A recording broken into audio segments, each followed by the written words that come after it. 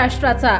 नमस्कार, मी गौरी, संध्या लाईव्ह मध्ये आपल्या सगळ्यांचं स्वागत। बंधू अशोक खरात प्रकरणावरून राजकीय वातावरण तापलं असून शिवसेना ठाकरे गटाचे खासदार संजय राऊत यांनी जोरदार प्रतिक्रिया दिली आहे, पाहूयात।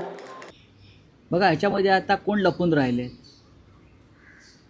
हमाम में सब नंगे, तसे सगळेच नग्न झालेत त्या खरातच्या हमाममध्ये। कोणाकोणाची नावं घेणार आहात तुम्ही? फक्त मी एवढंच म्हणेन की खरातने जी नावं घेतलेली आहेत त्यांच्याकडे कोण कोण येत होते, कोणाकोणाचे नंबर, ते पोलिसांनी किंवा SITने जाहीर करावं, एवढंच मी सांगेन। कोणाची व्यक्ती या प्रकरणात मात्र महिला बालकल्याण मंत्री अजूनही बोलताना दिसत नाहीये। महिला बालकल्याण मंत्र्यांनी बोलायला हवं, कारण महिला बालकल्याण मंत्र्यांचे वडील त्यांचे भक्त होते। आपण पाहिलं असेल, त्याही भक्त आहेत। विशेषतः महिलांवरती अत्याचार झालेले आहेत, महिलांचं शोषण झालेलं आहे। त्याच्यामुळे महिला आणि बालकल्याण मंत्री ज्या कोणी असतील त्यांनी त्याच्यावरती आपली भूमिका स्पष्ट करावीच लागेल। नाही, पण राऊतसाहेब, या सगळ्यात रडारवर दिसत आहेत दीपक केसरकर, कारण दीपक केसरकरांवर स्वपक्षीय आमदारांचाच रोष आहे। हे बघा की त्यांच्या विरोधात रोष आहे की अनेकांना त्यांनी पण याच्यावरती मी कशा करता बोलावं, याच्यावरती शिवसेनेनं कशा करता बोलावं, याच्यावरती आम्ही बोलणं, मी तर बोलून याच्यावरती महिला राष्ट्रपतींनी बोलावं। महाराष्ट्रासारख्या एका राज्यामध्ये इतकं मोठं कांड घडलेलं आहे, अशा वेळेला या देशाच्या राष्ट्रपतीपदी एक महिला आहे। कालच राष्ट्रपती मथुरेला गेल्या आणि प्रेमानंद महाराजांचा आशीर्वाद त्यांनी घेतले, मी पाहत होतो, चांगली गोष्ट। आणि प्रेमानंद महाराजांनी त्यांचा उल्लेख आपल्या राष्ट्रपती या धर्मात्मा आहेत असं म्हणाले।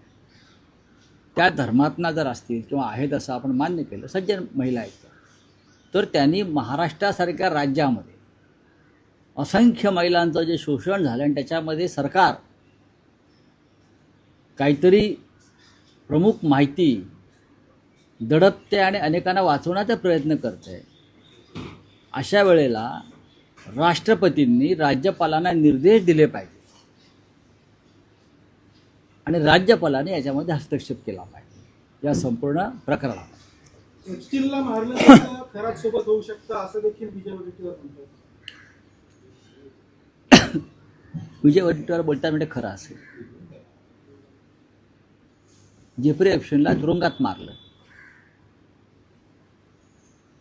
हे खरं आहे, आणि जगभरातल्या नेत्यांची नावं त्याच्यामध्ये होती, त्यात भारतातलेही नेते होते, ती मोठी सुपारी होती। खरातच्या बाबतीमध्ये सुद्धा अनेक राजकारणी, उद्योगपती, IAS, IPS असे अनेक लोक त्याच्यामध्ये फसलेले आहेत। पण मला असं वाटतं की नाशिकचे पोलीस आयुक्त संदीप कर्णिक यांनी सुरुवातीपासून या प्रकरणात तपासाची जी दिशा पकडली आणि त्या खरात बाबाला अक्षरशः मोडून काढला, आपण बघितलं असेल मोडलेला चालताना तो। त्याच्यामुळे तुरुंगात सुद्धा, जेलमध्ये सुद्धा त्याची विशेष काळजी घेतली जाईल। तुरुंगात त्याच्यावरती हल्ला होणं किंवा त्याला मारणं हे सरकारला परवडणारं नाही आहे असं विजय वडेट्टीवार म्हणतात। म्हणजे विजय वडेट्टीवार यांच्याकडे माहिती असेल त्या संदर्भात, ते विरोधी पक्ष नेते होते, ज्येष्ठ नेते काँग्रेस पक्षाचे आहेत, त्यांच्याकडे माहिती असल्याशिवाय ते बोलणार नाही। या प्रकरणाची एकंदर व्याप्ती, या सगळ्या प्रकरणात आलेली मोठी नावं, तुम्ही उपमुख्यमंत्री एकनाथ शिंदेची चौकशी व्हावं असं देखील म्हटलं होतं, या सगळ्या गोष्टींच्या पार्श्वभूमीवरती खरातच्या सुरक्षेसंदर्भात काही उपाययोजना बघा, केल्या असं वाटतं? खरात म्हणजे का राष्ट्रपती आहे का? तुम्ही जीवाला धोका असल्याचं म्हटलं। खरात म्हणजे राष्ट्रपती नाही ना, तुरुंग अधिकारी। बघा, ही तुरुंगाची जबाबदारी असते, तुरुंग व्यवस्थापन, जेल पोलीस ते बघतील। खरातच्या सुरक्षेवरती बोलण्याचा इथे संबंध काय, किंवा कसाबच्या सुरक्षेवरती बोलण्याचा संबंध काय? ताज्या आणि महत्त्वपूर्ण बातम्या पाहण्यासाठी आजच आमच्या संध्या लाईव्ह न्यूज चॅनलला YouTubeवर सबस्क्राईब करा आणि बेल आयकॉन प्रेस करा।